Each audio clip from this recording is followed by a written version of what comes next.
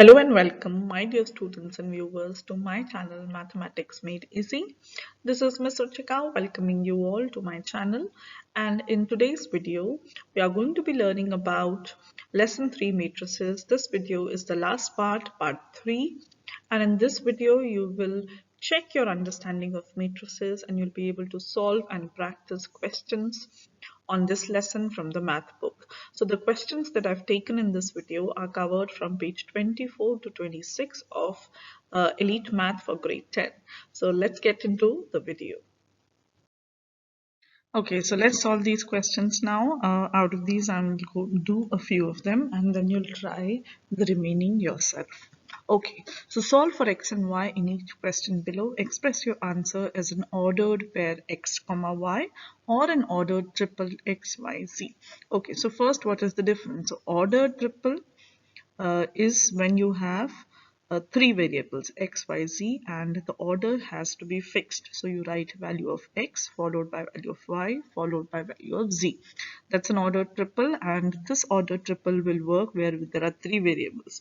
So for question 18, x, y, z all are there.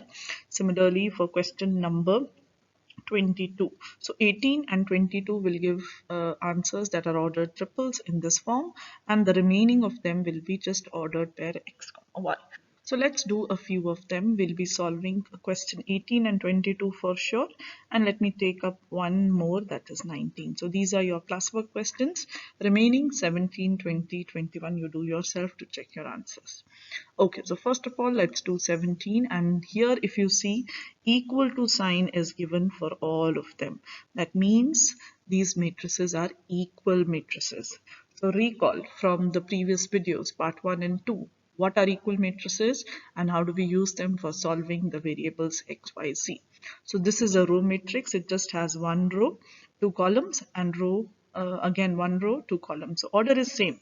So order is one row, two columns, so 1 cross 2, that's true. Second condition, element at each position has to be equal. So the first element here is equal. So 4x equal to 12, and second one, let me change color, 3y is equal to -1. So these are the two equations you get from equality of matrix. Now you need x and y, so you will divide by 4. So your x is 3. Okay, and your y similarly after dividing with 3 will be -1 by 3. So that's your answer for question 17. Now it was very clearly written in the question itself. You need to give answer in ordered pairs, so that's why you write x value followed by y and put them in the brackets, round brackets. Next, let's do 18th. Now this is different because it has x, y, z. However, this is also row matrix of 1 cross 3 order. One row, three columns. So now you put 2x equal to 5. I'm going to change color at this step.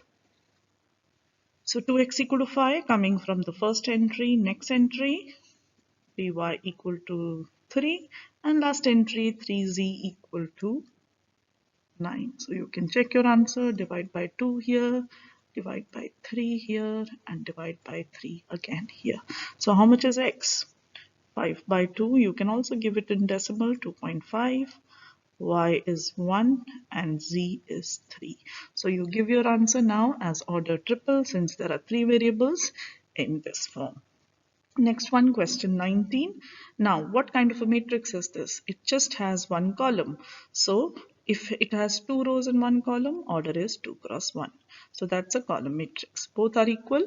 So, each element at each position would be equal.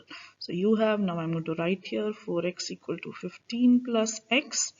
So, you need x. So, that's why you subtract x on both sides. Okay, what do you get? 4 minus 1, so that's 3x equal to x and x cancel, so just 15 divide by 3, so x is 5. You got x. Now let's come to y. 2y minus 1 is 5. How do I get this position and this position? So you add 1 on both sides. 2y is 6. Divide by 2, so your y comes out to be, you got your x and y, so put it in ordered pair. First x followed by y. Okay, you can similarly check question 20, 21 following the same method of putting matrices equal. Let's do the last one, 22, before we move to the next slide. So again, check order. 2 rows, 2 columns. These are square matrices with same order. Now we put the elements equal to get x, y, z. So 4x minus 3 is equal to 9. Let's solve this by adding 3. 4x is equal to 12. Divide by 4. So your x comes out to be 3. One variable is done. Let's do other one, y, which is more easy because 3y is equal to negative 15. So 3y equal to negative 50. Divide by 3. So your y is negative 5. You got the second variable. Last but not the least, you need z. So this term will work. Let's make it equal. So I'll put a line here. 2z plus 1 is equal to 13. Subtract 1 to make it easy. So 2z is 12. Divide by 2. That gives you z as 6. So you got all three variables, put them in the ordered pair. X is 3 followed by y is minus 5 and z is 6. Put them in ordered triple form separated with commas and with open brackets. Okay, so let's solve this question now. Question 11, it's a word problem. I'm going to read it for you loud and clear. A charity sold tickets for a 3-day fundraising event. Tickets were sold individually, so there's an one ticket per person being sold, and it is also sold in gift pack. Now there's a table given to you here which has for 3 days, day 1, 2 and 3, so they are given to you in 3 different rows. Let's write R1, R2, R3, 3 rows. And then this table has 2 columns, one for the ticket, individual ticket, and the second column for the gift pack. So this table is given to you, and you have to use this table to write a matrix first of all, and then use that matrix to determine the total revenue for the 3 days. So in these 3 days, how many tickets were sold, how much money did they make, and also you are given an important information that one ticket is sold for $3, whereas a gift pack is sold for $6. So based on this price that is given to you, we are going to calculate the revenue. So first let's write the matrix. Because we're trying to organize this data which is given in the form of a table into a matrix, so we'll write it in the form of rows and columns. This is the symbol for writing matrix. The first column has 155, below is 208, below is 321. So that's column 1. Then 40, 96, 131. So I hope you're able to see that I'm taking it from here, from the table, these numbers which are representing the matrix. Now it has 3 rows and 2 columns, so 3 cross 2, it has order 6 elements in it. Okay, so this is a well-defined matrix. Let us name it capital R because we are going to use it to find the revenue. Okay, now for revenue, we need to use the fact that for one ticket, so one ticket price is $3. So we use that for this column, where 155, 208 and 321 tickets are sold in day 1, day 2, day 3. So if one ticket is costing this much, let's see for day 1. What is the 1-day ticket price? So how many tickets are sold? 155. So we multiply that with $3 to get the total amount. So you can calculate whatever it is. Now for the revenue that we need to find, the total revenue for the 3 days. So that was for one ticket price. Now one gift pack is costing how much? It is costing $6. So in a similar way, if I just want to do the same thing for the money that is being made, the revenue that is being generated for day 1.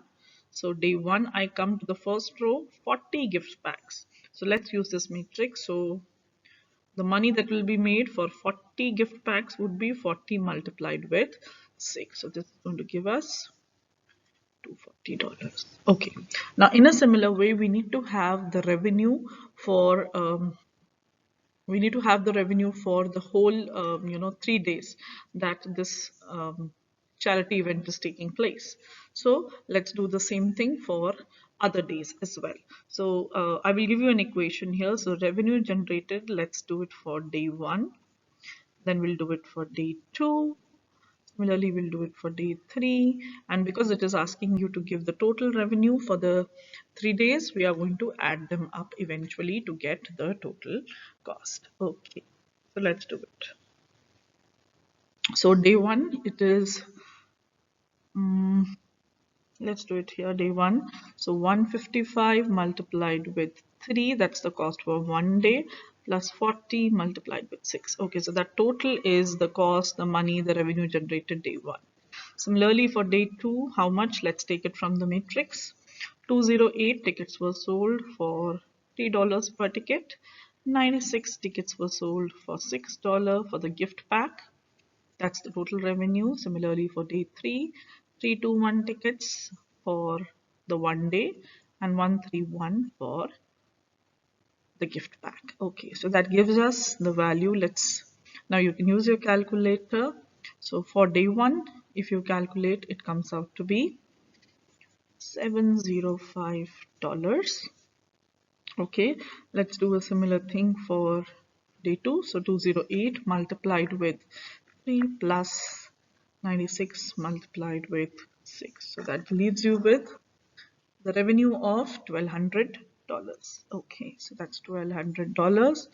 Finally, day 3, let's see how much revenue comes. So 321 multiplied with 3 plus 131 multiplied with 6. So I'm taking a calculator here to do this calculation, and this sums up to be $1,749.